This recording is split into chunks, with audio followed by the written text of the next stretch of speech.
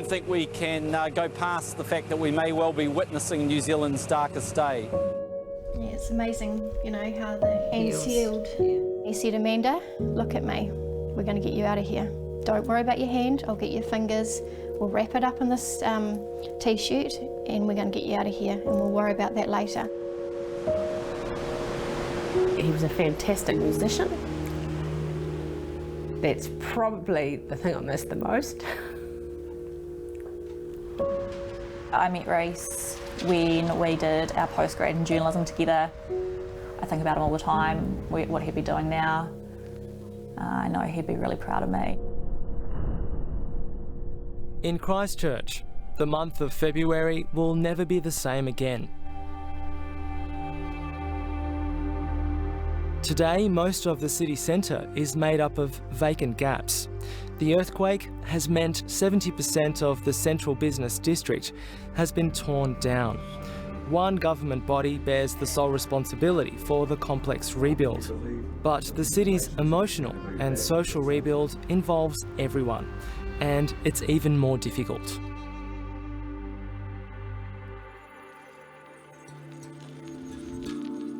Three years ago, Emily had just started her very first job as a journalist, working for regional television network CTV. It had been a quiet news day.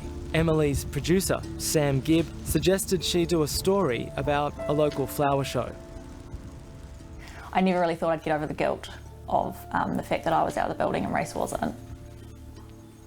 But I did. It was just, you just have to think of it, it's just completely random, it's not your fault, there's nothing I could have done to change it, it's just the way it was.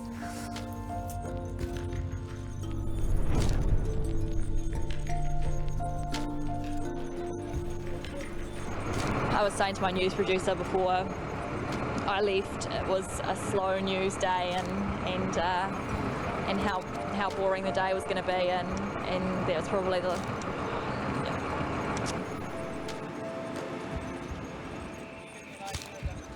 It was just like someone had just dumped a whole lot of steel and wood, and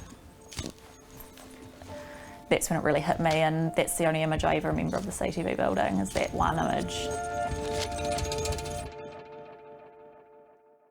I think I sort of dealt with it through just immersing myself in it. You know, it got to the stage where I was bringing it up in conversation. I wanted to talk about it all the time because my biggest thing was that I didn't want anyone to forget about them and that what happened.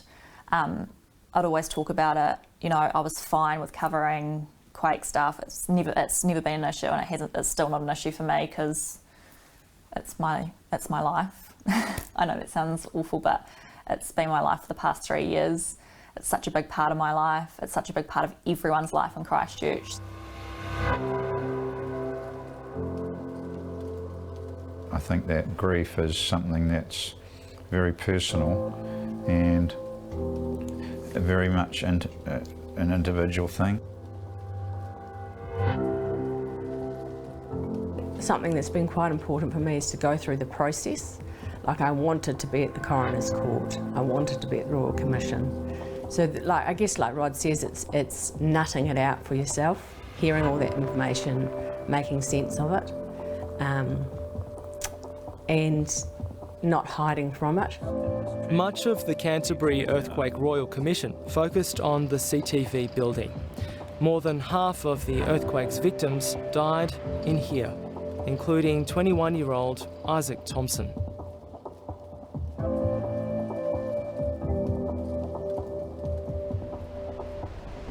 What I miss about him is just his smile.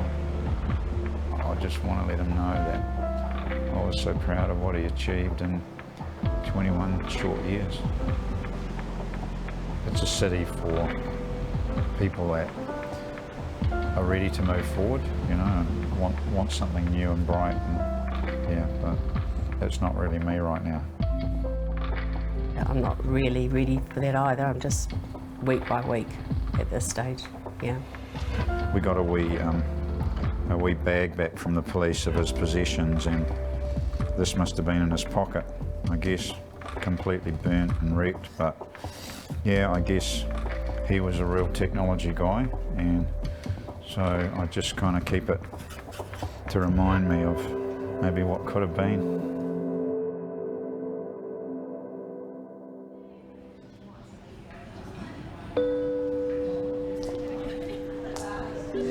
Amanda is one of the 8,000 residents who left Christchurch after the earthquake.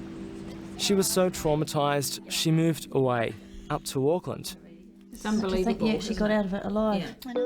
Her fear has meant she's only returned to Christchurch once since she left. She's never been back to the city centre.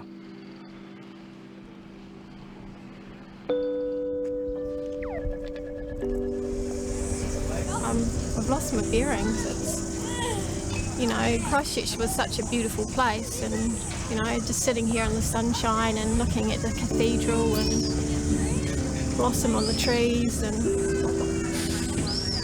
look at it now, and it's like a war zone.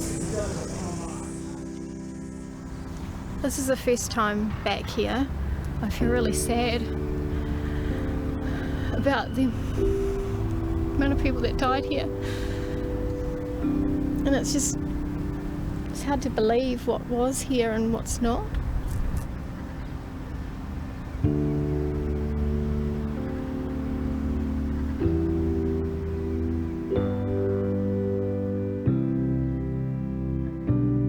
Three years is a long, long time to deal with aftershocks and damaged homes and damaged roads. You can't even imagine what some people are going through here. It's awful. You don't ever get over grief, but I think it's really important not to get stuck in a place.